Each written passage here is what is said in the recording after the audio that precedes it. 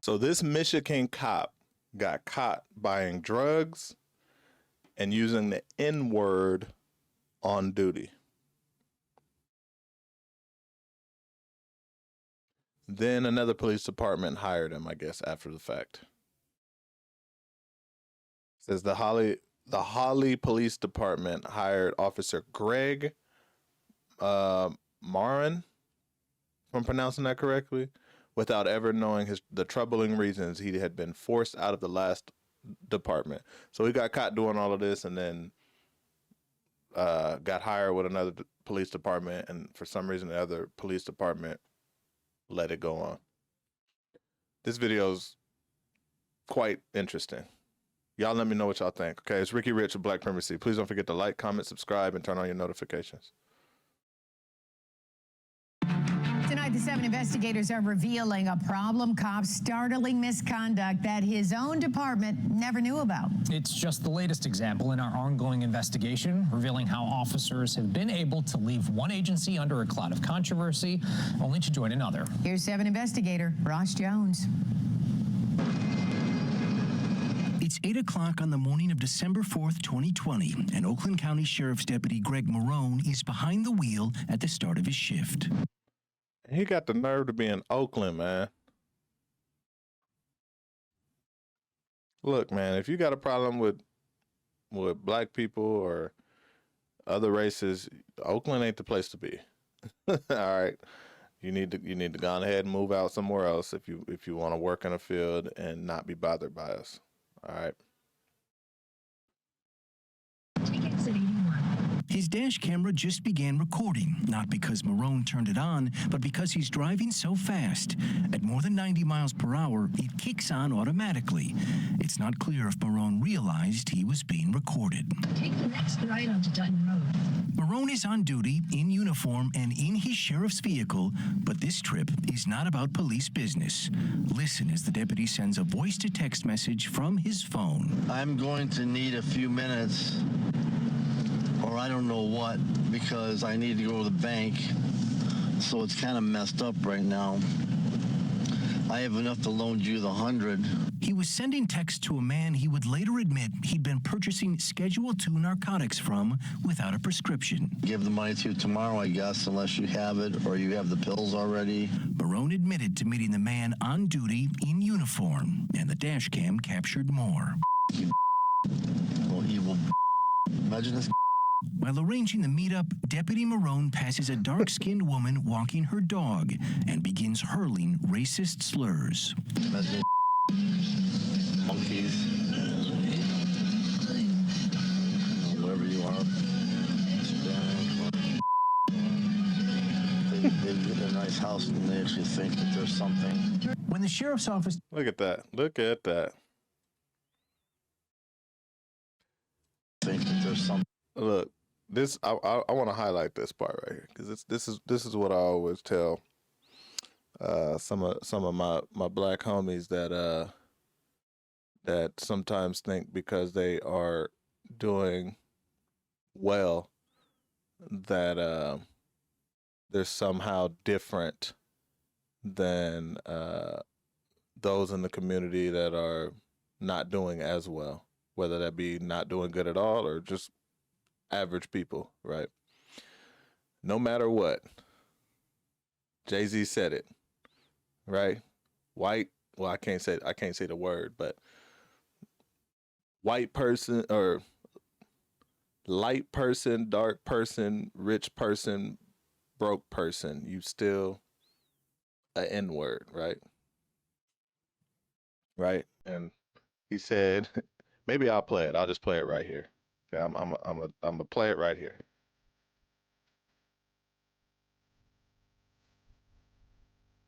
All right. Basically, no matter what, you still to them think they live in a nice house and they actually think that they're something. This is why it's interesting to me when, you know, there's certain people that either consciously or subconsciously are trying to please other certain groups. They don't care, man. No matter how well you think you're doing, they don't care. Be walking down the street in a nice neighborhood and got a cop that she probably saw the cop car drive by, like, oh, okay, cool. Our community is safe, and it's this cop saying these types of things after just having picked up some drugs. Y'all think about that, man. Y'all let me know what y'all think on that. When the sheriff's office discovered the video, they opened an investigation. According to sources, Marone admitted to buying Schedule II narcotics on duty. He said he'd done it before, about 10 different times. Coupled with his racist rant, the sheriff's office 10 moved different to fire times? Did I hear that Marone. right? Coupled with his racist rant, sources, Marone admitted to buying Schedule II narcotics on duty. He said he'd done it before, about 10 different times. Damn. Coupled with his racist rant, the sheriff's office moved to fire Marone, reporting to the Michigan Commission on Law Enforcement Standards that he resigned in lieu of termination for conduct unbecoming, a warning to any department looking to hire him. It's a huge red flag. If we saw that, one of our background investigators saw that in their background, we would stop the background and be done with it. We wouldn't. That shows that there was piss poor background check, which shouldn't be surprising, right? We get there's stories all the time, stories all through this channel of people that seem to have gotten through the background check and cause all kinds of crazy things that happen in the world. So, yeah, tighten up on it. Even take a chance on it. They wouldn't, but another department did. He was a good officer.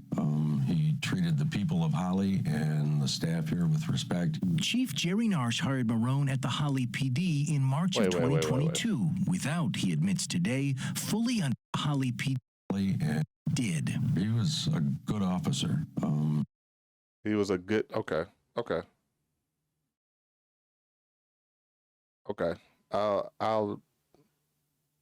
I'll try to accept that comment. And being a good officer. Because you can be a bad person and be good at your job, I guess. Okay. He treated the people of Holly and the staff here with respect. Chief Jerry Narsh hired Marone at the Holly. I will not accept that second part because he did not treat the people of Holly with respect. I mean, I don't know if this incident happened. I guess it may not have happened in Holly, but we're not gonna sit up here and try and act like that was a one-time thing and he only did that in Oakland or wherever the incident actually took place. Yeah, he's not treating the people of the city with respect.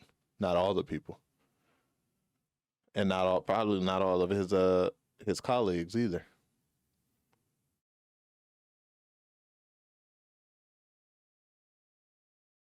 Holly PD in March of 2022, without, he admits today, fully understanding just why he left his job with the sheriff.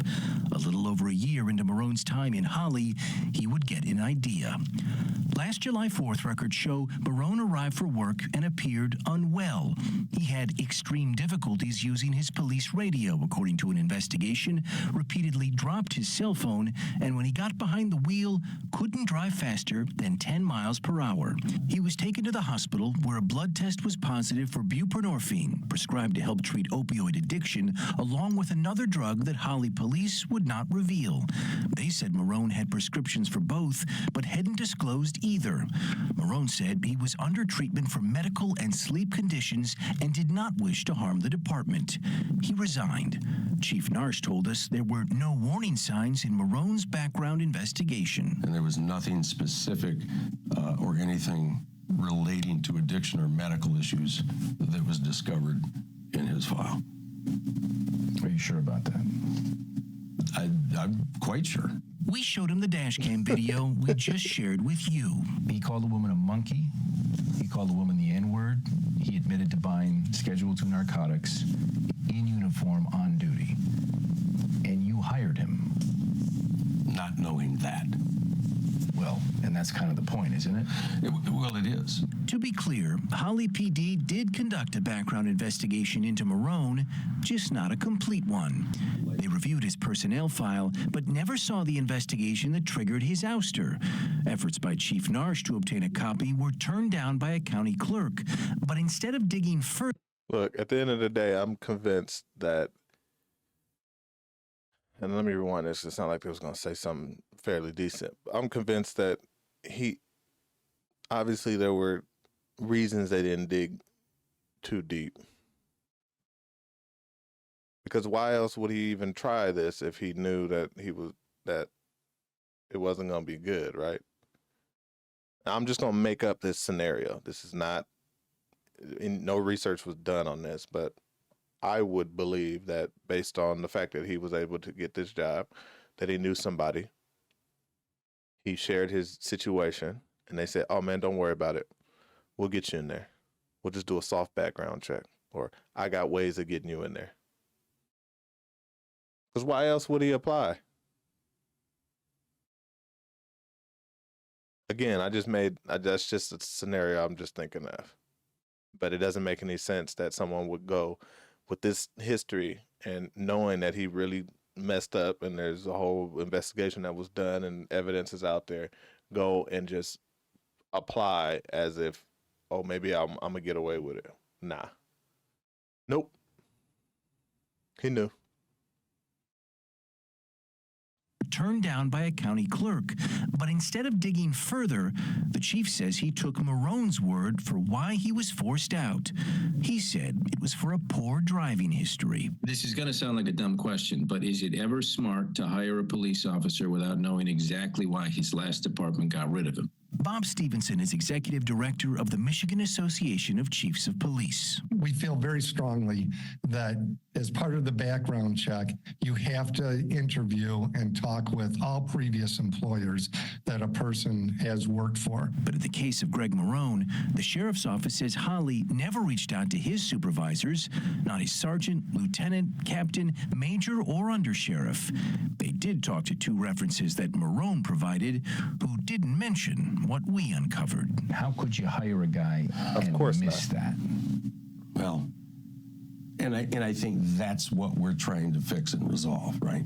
And how that we miss people like this, because that individual would not work for the Holly Police Department.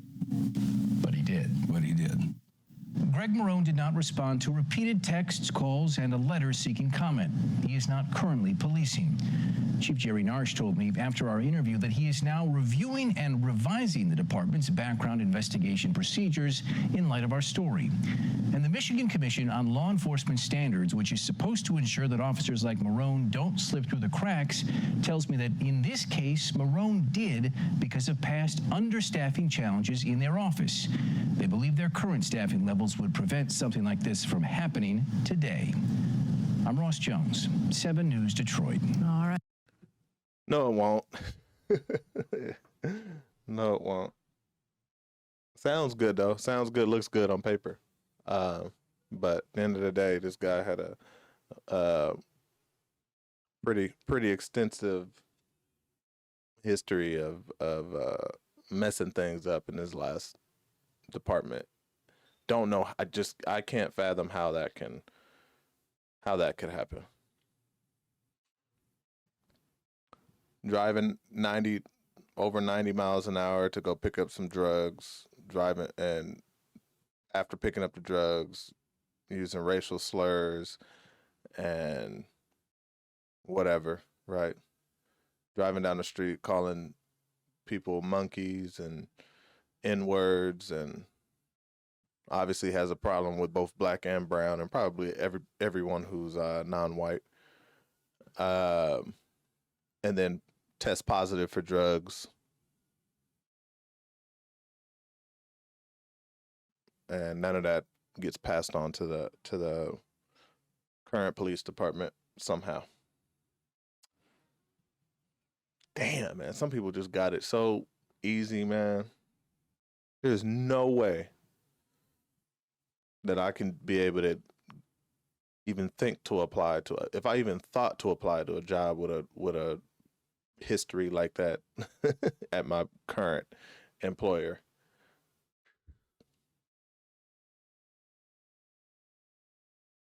Y'all let me know what y'all think. These are the types of people that be driving through the neighborhood and we think they out there to try and protect us. Not all for sure, but y'all let me know what y'all think. It's Ricky Rich with Black Primacy. Please don't forget to like, comment, subscribe, and turn on your notifications.